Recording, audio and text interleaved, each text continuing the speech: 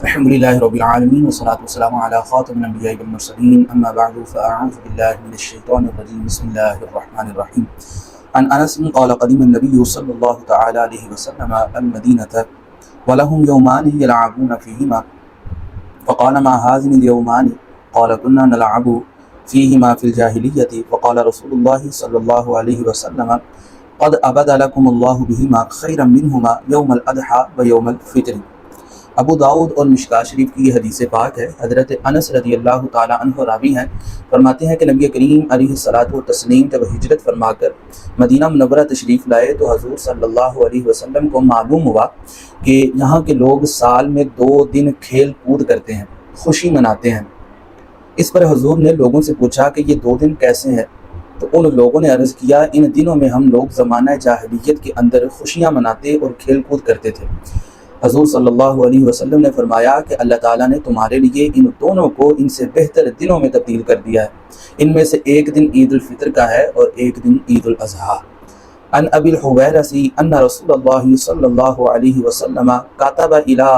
عمرو بن حزم وهو بنجران اجی للاضحیٰ واخر الفطر وذکر الناس۔ مشکاہ شریف کی حدیث پاک ہے۔ حضرت ابو الحویرث رضی اللہ تعالیٰ عنہ سے روایت ہے کہ رسول کریم علیہ الصلاۃ والتسلیم نے عمرو بن حزم کو جب کہ وہ نجران میں تھے لکھا کہ بقر عید کی نماز جلد پڑھو اور عید الفطر کی نماز دیر سے پڑھو اور لوگوں کو واعظ سناؤ۔ عن جابر بن سمرہ قال صلیت مع رسول اللہ صلی اللہ تعالی علیہ وسلم العیدین غیر مرۃ ولا مرتین بغیر اذان ولا اقامت۔ مسلم شریف کی حدیث پاک ہے۔ حضرت جابر بن سمرہ رضی اللہ تعالیٰ عنہ اس حدیث پاک کے راوی ہیں۔ آپ فرماتے ہیں کہ میں نے رسول کریم علیہ الصلاۃ والتسلیم کے ساتھ عیدین کی نماز بغیر اذان و اقامت کے پڑھی ہے، ایک بار نہیں بلکہ کئی بار۔ تو عیدین کے اندر نہ تو اذان ہوتی ہے نہ ہی تکبیر کہی جاتی ہے، ہاں بہرحال نماز پڑھی جاتی ہے اور نماز کے بعد خطبہ بھی ہوتا ہے جو کہ سننا واجب ہے۔ عن انس قال كان رسول اللہ صلی اللہ علیہ وسلم لا يعدو یوم الفطر حتى يأكل تمرات ويأكلهن وطرا۔ بخاری شریف کی حدیث پاک ہے۔ حضرت انس رضی اللہ تعالیٰ عنہ اس حدیث پاک کے راوی ہیں، فرماتے ہیں کہ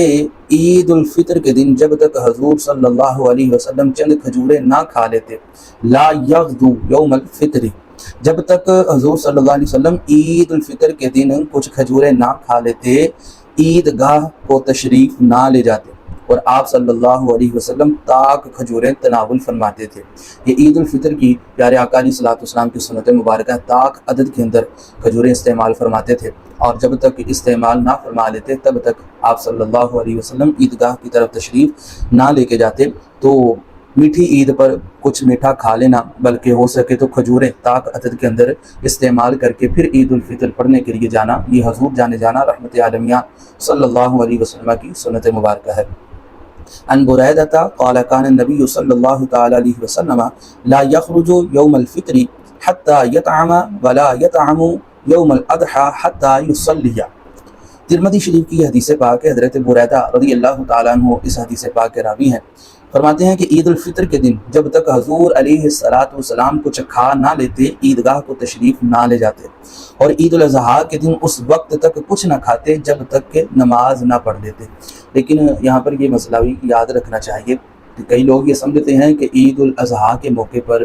اپنے جانور کو جب تک ذبح نہ کر لیا جائے اور اس کا جب تک گوشت تیار نہ ہو جائے تب تک کچھ نہیں کھانا، تو یہ کرنا درست نہیں، خاص کر ان لوگوں کے لیے کہ جو کسی بیماری کے اندر مبتلا ہوں، شوگر کے پیشنٹ ہے، تو وہ تو زیادہ دیر تک بھوکے بھی نہیں رہ سکیں گے۔ تو اسلام نے اپنی جان پر ظلم کرنے سے منع کیا ہے، اور یہ شرع کے اندر درست بھی نہیں ہے۔ یعنی ایسا نہیں کہ نبی پاک صلی اللہ علیہ وسلم عید الاضحیٰ کے موقع پر جب تک جانور ذبح نہ ہو جاتا، پھر اس کا گوشت بنتا، پھر وہ جب تک پک نہ جاتا تب تک کچھ نہ کھاتے، وہی جانور میں سے کچھ کھاتے، ایسا نہیں، بلکہ بیان یہ کیا گیا کہ نبی پاک علیہ الصلوۃ والسلام عید الاضحیٰ کے دن نماز عید الاضحیٰ ادا کرنے کے بعد تشریف جب لے کر آتے تو پھر آپ تناول فرماتے، اور عید الفطر کے موقع پر سرکار مدینہ صلی اللہ علیہ وسلم نماز پڑھنے سے قبل کچھ نہ کچھ کھا کر پھر تشریف لے کر جاتے۔ عن جابر قال كان النبي صلی اللہ علیہ وسلم اذا كان يوم عید خالف الطریقہ بخاری شریف کی حدیث پاک ہے، حضرت جابر رضی اللہ تعالیٰ عنہ اس حدیث پاک کے راوی ہیں، فرماتے ہیں کہ حضور علیہ الصلوۃ والسلام عید کے دن دو مختلف راستوں سے آتے جاتے تھے، جاتے ہوئے عیدگاہ کی طرف ایک راستہ اختیار کریں، آتے ہوئے دوسرا راستہ اختیار کریں، اور عید الاضحیٰ کے موقع پر راستے میں آتے جاتے تکبیرات تشریق پڑھتے جائیں، اللہ کا ذکر کرتے جائیں،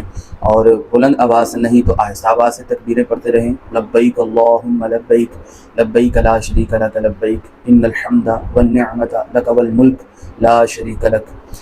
کئی جگہوں پر ایسا ہوتا ہے کہ راستہ صرف ایک ہی آنے جانے کا، تو جب صورت ہی نہیں ایسی تو پھر وہ ایک ہی راستے سے آئیں گے اور جائیں گے، اور اگر ہے راستہ عیدگاہ کی طرف ایک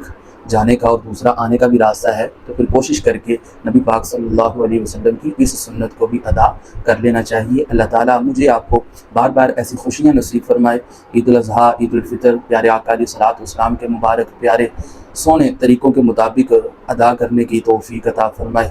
چینل پر اگر نئے ہیں تو اس کو سبسکرائب کریں، اور ویڈیو اچھی لگے تو اسے ثواب کی نیت سے آگے دوستوں تک بھی شیئر کرتے جائیں۔ اللہ تعالیٰ میرا آپ کا حامی و ناصر ہو۔ اپنا خیال رکھیے۔ السلام علیکم ورحمۃ اللہ وبرکاتہ۔